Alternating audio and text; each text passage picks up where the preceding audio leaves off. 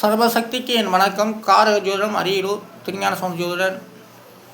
தமிழ் எழில் ஜோதிடம் தொடர்பாக வார்த்தை அடிப்படையில் ஜாதகங்களை சொல்லி கொண்டு வருகின்றேன். இது புதுவிதமானது தான்.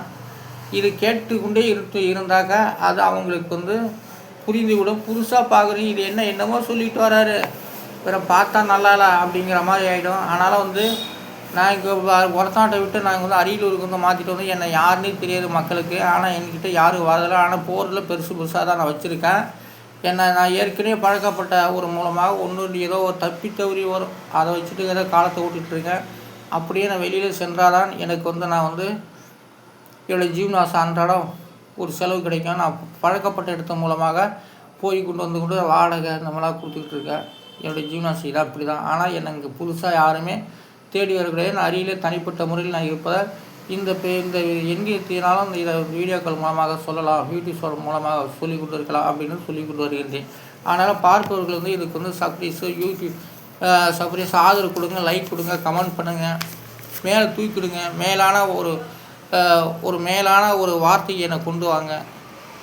ஆனால் ஜாதகம் என்பது ஒரு வார்த்தை அடிப்படையிலே கிரகங்கள் சாணங்கள் நட்சத்திரங்கள் எல்லாம் சிந்திக்கும்படி இந்த எண்கிணிதம் அமைத்துள்ளேன். ஜாதக பலங்கிறது சிந்திக்கும்படியான ஒரு தொழில். ஆனால் அது தொழில் தான்னா அவங்களுக்கு நடந்துக்கிட்டு இருக்குது. அதனால் அது ஜாதக பலங்கிறது சாதாரண இது இல்லை, பெரிய அது ஒரு சமத்துவம், பெரிய ஒரு இது போலாது. அது மேலே பிரகாசிச்சுக்கிட்டு இருக்கின்ற நட்சத்திர சூரிய சந்திரன் இவர்களுக்கெல்லாம் இந்த வார்த்தைகள் தான் அவர்களுடைய காதிலே அவர் கண்ணிலே படுகிறது. அதனால் தான் மக்களுக்கு யோகா பாவங்கள் அந்த கிரக ரீதி இப்படி வார்த்தை அடிப்படையிலே ஜாதகப்பெல்லாம் அவர்களுக்கு சென்று கொண்டு வாழ்வழைத்து கொண்டு வருகின்றது. நோய்களை தீர்த்து கொண்டு வருகின்றது. ஆனால் ஜாதக பலன் என்பது ஒரு வார்த்தை அடிப்படையிலேயே. இப்போது சந்திப்புக்கு 4 எழுத்து, அந்த 4 எழுத்து 5 எழுத்து, அந்த 5 எழுத்துக்குரிய எண்களிடம் 3, 5, 8, 6, 2 எல்லாம் கூட்டாக 24. அதோடைய விதி என்பது 6. அப்போ சந்திப்புங்கிற ஒரு வார்த்தைக்கு விரைசானத்துடைய எண்கிறது தான். அப்போ சந்திப்பேர் சந்திச்சுட்டு போகிறதா, இங்கே நிற்க போகிறதில்ல, அதான் சந்திப்பு, அதாவது விரைசானத்தில் வருகிறது.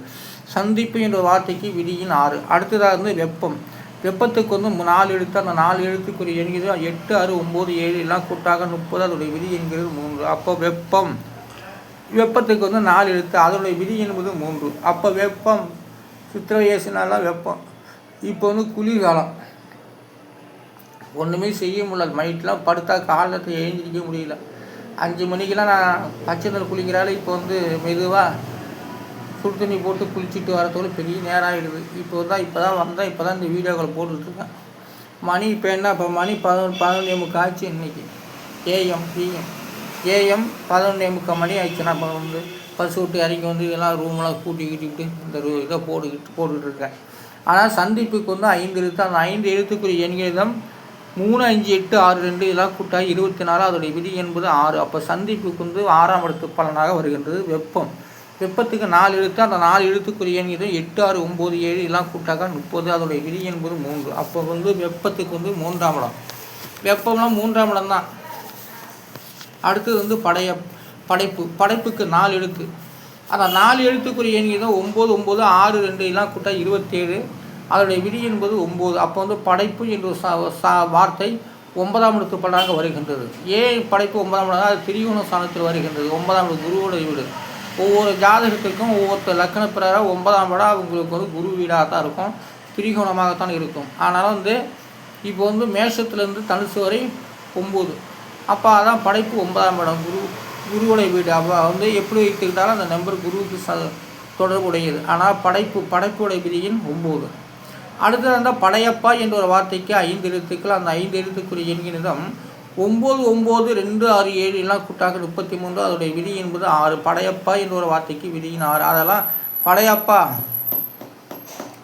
ஏன்னா ஒருத்தர் இலை போட்டுக்கிட்டு இருக்கும்போது நிற்கிறவங்க எப்பா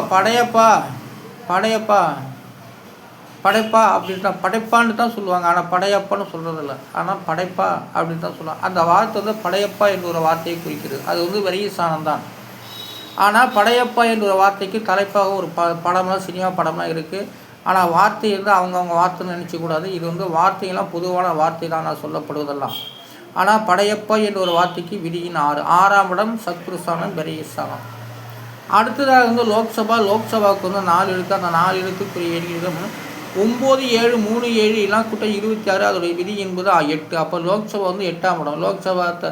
லோக்சபாவெல்லாம் 8ஆம் இடத்து மூலம் வருகின்றது. அந்த 8ஆம் இடம் ஆயுள் ஸ்தானம். சட்டம் போட்டால் அந்த லோக்சபா மூலம் எல்லாமே நடக்கும்.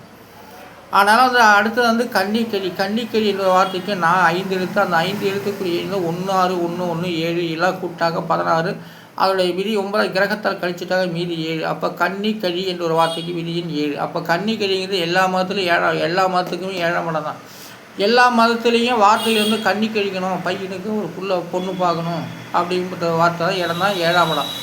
7ஆம் இடம் தான் திருமண ஸ்தானம். அந்த திருமண ஸ்தானத்திலேயே கன்னிக்கழி என்ற வார்த்தை வருகிறது. அதனால் வந்து கன்னிக்கழி என்ற ஒரு வார்த்தைக்கு வந்து 7ஆம் இடத்து பலனாக வருகின்றது. அடுத்தது வந்து புவனிக்கு வந்து 3 எழுத்து. அந்த 3 எழுத்துக்குரிய 2, 5, 1 எல்லாம் கூட்டாக 8. அப்போ புவனி 8ஆம் இடம். புவனி, அவனி, பூமி இதையெல்லாம் ஒரு 3 ஒன்று தான். அதனால் வந்து புவனிக்கு வந்து 8ஆம் இடம். வார்த்தையால் புவனி தாங்குகிறது. 8ஆம் இடத்தை பூமி வந்து தாங்கக்கூடியது 8ஆம் இடம்.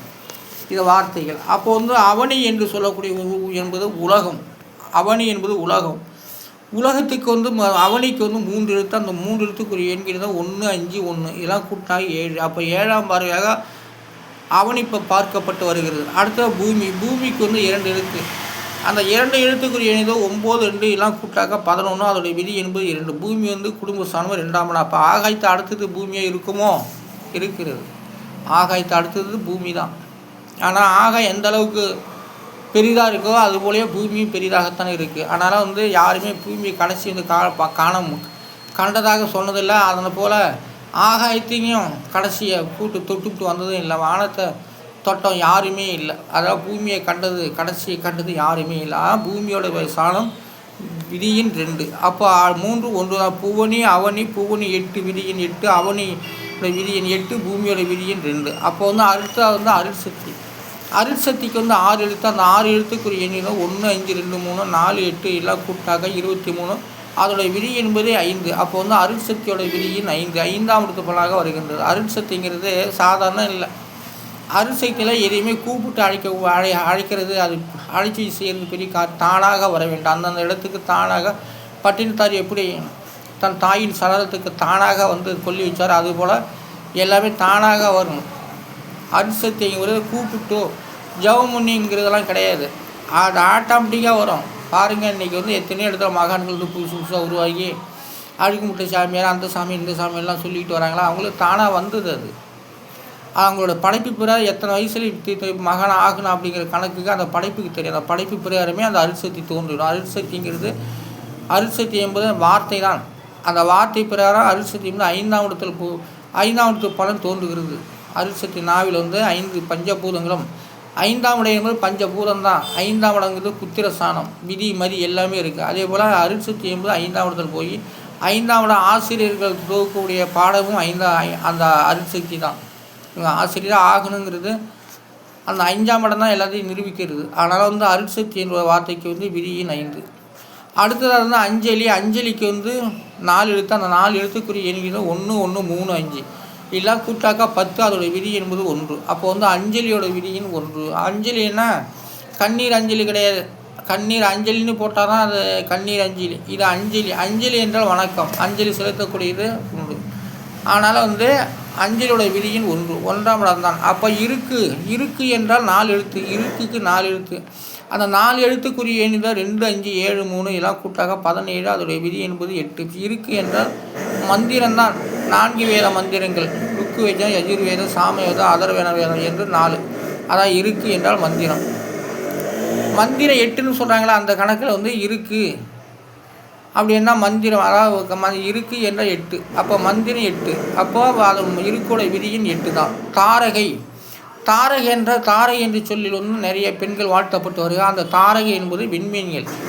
தாரகை என்பது விண்மீனை குறிக்கும். அதனால் தாரகையோட விதியின் 4. அப்போ தாரகைக்கு எழுத்து வந்து 3 எழுத்து. அந்த 3 எழுத்துக்குரிய எண்களும் 5, 3, 8, 5 மீறி 10 அதெல்லாம் கூட்டாக 13. அதோடைய விதி என்பது 4. அப்போ தாரகைக்கு வந்து விதியின் 4ஆம் இடம் சுகஸ்தானத்தில் வருகிறது. பெண்கள் வந்து ஜாலியாக இருக்கிறது அந்த இடம் 4ஆம் இடம். ஆணும் பெண்ணும் ஜாலியாக இருக்கிறது அந்த 4ஆம் இடம். தாரகை என்பது விண்மீன், தாரகை என்பது விண்மீன் நட்சத்திரம் இதெல்லாம் சொல்லக்கூடியது. அதாவது தாரகையோட விதியின் 4. 4ஆம் இடத்தில் தாரகை விண்மீன்கள் வாழ்கிறது. அந்த தாரகை 4ஆம் இடத்து பலன் பிரகாரம் அவங்களுக்கு ஒரு சொகுசு வாழ்க்கையை எழுப்பிருக்கிறது. ஏற்றுதல், அடுத்த ஏற்றுதலுக்கு 5 எழுத்து. அந்த 5 எழுத்துக்குரிய எண்ணிக்கை 2, 5, 1, 7, 1 எல்லாம் கூட்டாக 16. அதோடைய விதி என்பது 7. இப்போ ஏற்றுதலுக்கு விதியின் 7. ஏற்றுதல் தான் மலர் தூவுதல், போற்றுதல்.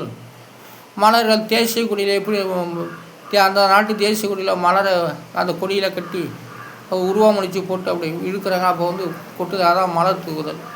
மணமக்களுக்கு மலர் தூவுதல், கையில் அள்ளி தூக்கி போடுறது தான் மலர் தூவுதல். அதெல்லாம் அதில் சேஷ அரிசி மங்களகரமானதெல்லாம் இருக்கும். ஏற்றுதல் கொடிக்கு தான் அது அந்த வார்த்தை செல்லுபடியாகும். அதான் ஏற்றுதலுக்கு மலர். ஏற்றுதலுக்கு விதியின் 7ஆம் இடம். புகழ் என்றால் புகாதே என்ற ஒரு வார்த்தை. புகழுக்கு 3 எழுத்து. 2, 1, 1 இதெல்லாம் கூட்டாக்க 4. புகழுக்கு விதியின் 4. அப்போ புகழுக்கு புகாதே என்ற ஒரு வார்த்தை.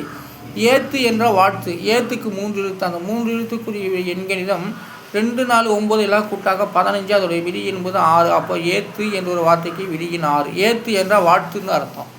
சரி,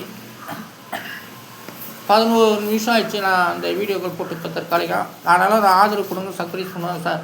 ஃபேஸ்புக்லேயும் லைக் கொடுங்க, சப்ஸ்கிரைப் பண்ணுங்கள், ஷேர் பண்ணுங்கள், கமெண்ட் பண்ணுங்கள்.